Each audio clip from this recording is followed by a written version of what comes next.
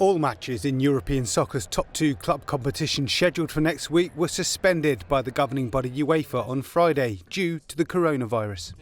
Real Madrid's Champions League last 16 second leg tie against Manchester City was already postponed after all of its first team squad were quarantined. That after a basketball player using the same facilities tested positive. Now the decision has been taken to call off all outstanding Champions League and Europa League games and postpone the draw for future rounds. England's top four leagues, including the Premier League, followed suit shortly after, stopping proceedings until April.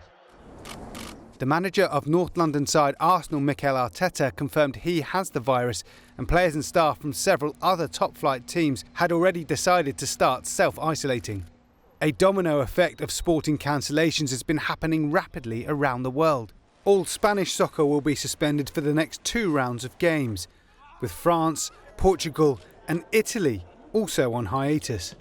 There will be no men's professional tennis tournaments played for 6 weeks due to escalating health and safety issues, with the women's tour halting things for 5 weeks.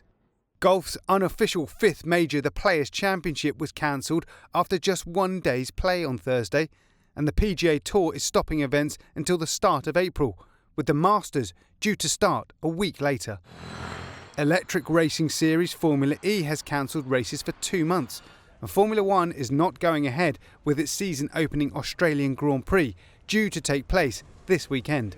In the US, it's also affected basketball, with the NBA season paused and the lucrative college series March Madness cancelled for the first time in its history.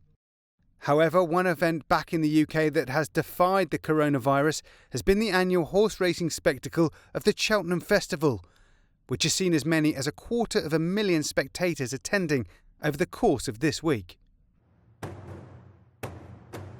And despite some doubt over whether this summer's Olympic and Paralympic Games will go ahead, the Tokyo 2020 mascots have been pressing ahead with their world tour to promote the Games.